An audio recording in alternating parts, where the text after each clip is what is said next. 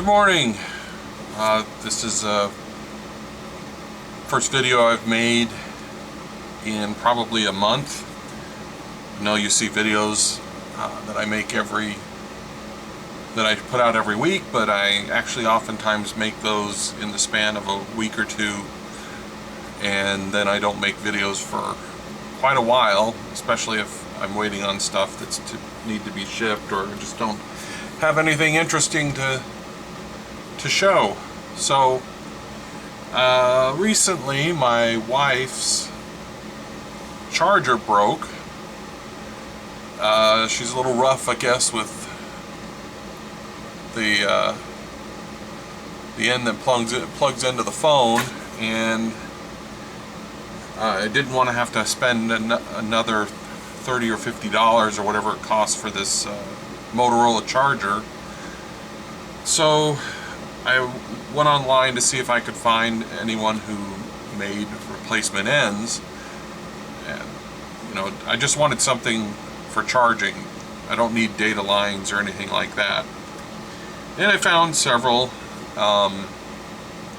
Some of them were full USB-C or USB 3.1 C adapters ends with the power and all the data connections. And some were, I think, designed to convert a standard USB cable into allow you to connect to USB-C, and that's what I bought, because I'm not trying to do data, and I don't care about data, and this charger has no data lines. So let's zoom in here so I can show you what this is, because the parts are very tiny. Let's see if that's in focus. Okay. So what this came with, it comes with several of these male USB connectors, USB-C, and they have 4 pads on them, and it's very difficult to read them, but I believe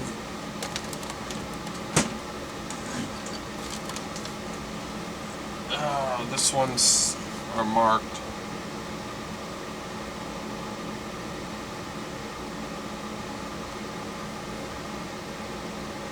So they're marked from starting at this end. This is marked V, which I'm assuming stands for voltage. And then this one appears to say D minus, D plus, and G. Am I reading that right? Yes, V, D minus, D plus, and G for ground. So for this application, all you have to do is you just open up. Is that? Oh boy, that goes out of focus. Let me zoom out a little bit here. Anyways, these tabs break off.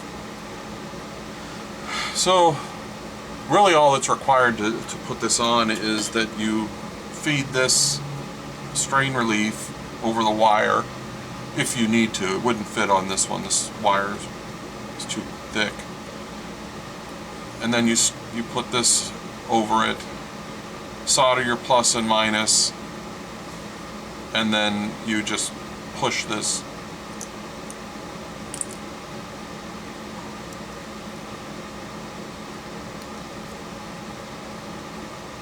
onto here. I found that this does not lock in place, and there's nothing to keep it from sliding forward. So if you put it on and then you push on it, the whole thing can slide forward. So what I had to do was, after I had fed the cable through and soldered it, I got my hot glue gun squirted a large amount of hot glue in here and then quickly closed it up, snapped it in place, and made sure that this was all the way back.